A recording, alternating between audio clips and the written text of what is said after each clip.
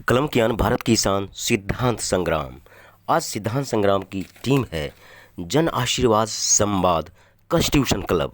जी हाँ, वो आशीर्वाद जिस आशीर्वाद की ज़रूरत है, एक आवश्यकता है, वर्षों से उपेक्षित बिहार और बिहारी अस्मिता।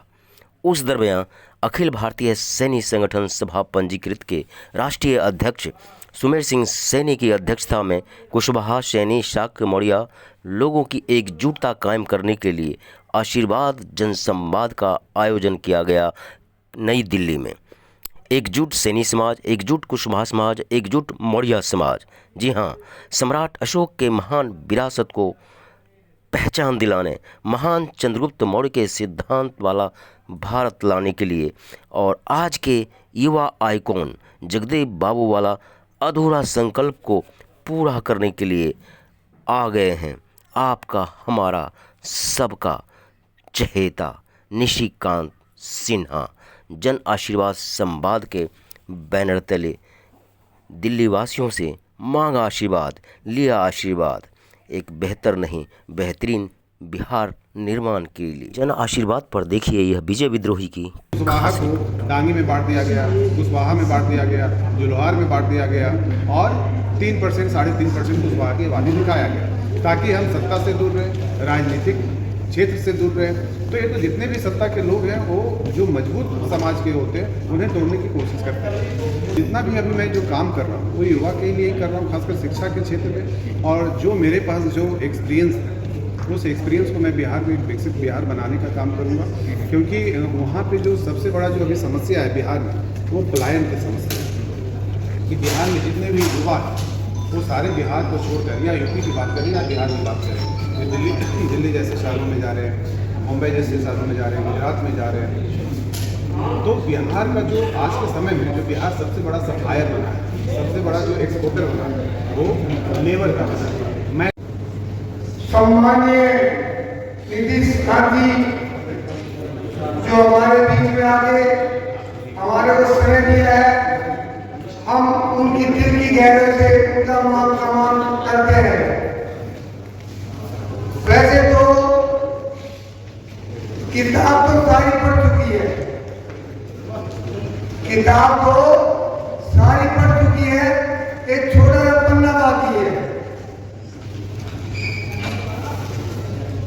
हमारे को जितने भाई यहाँ पर बैठे हैं, जो हमारी सम्मान्य मां हस्तियां की फोटो लगी है, अगर इनके बताए रास्ते पर चल रहे तो हमारे समाज को समझाने की जरूरत नहीं। फूल मालाएं जितनी मर्जी चढ़ा ले, जब तक उनकी गहराइयां दूरों तक नहीं जाएंगे हमें कुछ नहीं मिलेगा। जिन्होंने अपने समाज का इतिहास पढ़ लिया ना, उन्हें सब कुछ पढ़ लिया। हमारे मुख्य अतिथि जी ने हर बात को एक एक पॉइंट आपको समझा दिया, क्योंकि बोलने से पता लग जाता है इन्होंने अपने इतिहास को पढ़ा है। जब आपने इतिहास को पढ़ा है तो आपको सब तरीके से समझा दिया। मैं ज्यादा न बोलते हुए आज के सभा के मुख्य अतिथि जी, सहयोगी जी, सामने बैठी शक्तियां, मैं दिल की गहराई से सबका धन्यवाद करता हूँ। जय हिंद, जय भारत, जय सैनिक जवान। अब सवाल ये उठता है कि निशिकांत जी बिहार में, राजकुमार सैनी जी हरियाणा में अलग जगह रहे। निशिकांत जी नौजवान है और एक नौजवान लंबी विरासत तक लड़ सकता है, लंबे समय तक लड़ सकता है और लंबे समय तक ही संघर्ष करने के लिए अब हमें ऐसे नौजवानों की आवश्यकता है। अब समाज को ये देखना है कि जिन्होंने किसी राजनीतिक दल का झंडा उठाया हुआ है, जिन्होंने खुद दूसरे राजनीतिक दलों का झंडा उठाया हुआ है, वो हमारे समाज का भला कर सकते हैं, या निशिकांत सिन्हा जैसे, राजकुमार सैनी जैसे जिन्होंने अपना झंडा उठाया हुआ है वो हमारे समाज का भला कर सकते हैं। मैं जहाँ तक समझता हूँ जिन्होंने खुद दूसरों का झंडा उठाया हुआ है वो हमारे समाज का भला नहीं कर सकते, क्योंकि जब तक वो उन राजनीतिक दलों के सुप्रीमो की हाँ में हाँ करते रहेंगे तब तक ये उनका उस राजनीतिक दल में वर्चस्व रहेगा। नहीं तो वो ऐसे निकाल के फेंक दिए जाएंगे जिस तरह दूध में से मक्खी निकाल कर फेंक दी जाती है, और ऐसे निकाल कर फेंका जाता रहा है। आज हरियाणा के अंदर राजकुमार सैनी जी ने जो लग जगाया, राज सिंह सैनी उनकी वजह से मुख्यमंत्री बने। आज निशिकांत जी पूरे देश के अंदर भ्रमण कर रहे हैं और बिहार के अंदर अलग जगा रहे हैं, तो निश्चित रूप से इसका हमारे समाज को फायदा मिलेगा।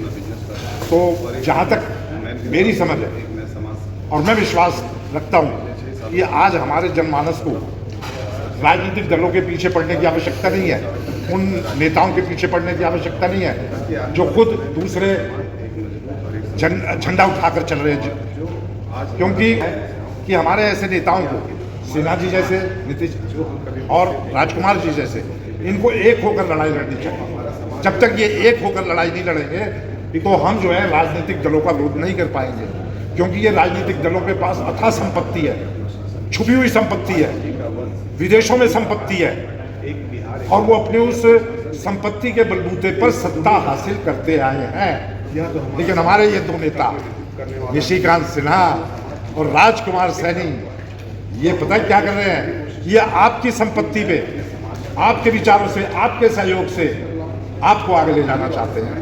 तो मैं तो अपने समाज के लोगों से ये अपील करना चाहूँगा कि राजनीतिक दलों के झांसे में बताओ वो दिग्भ्रमित करते रहे हैं, अपना भला करते रहे हैं, हमें इस्तेमाल करते रहे हैं। अब समय ये आ गया है कि हम अपने आदमियों के लिए इस्तेमाल हो, हमारा अपना नेता हो, हमारा निशिकांत सिन्हा जैसा नेता हो, हमारा राजकुमार सैनी जैसा नेता हो।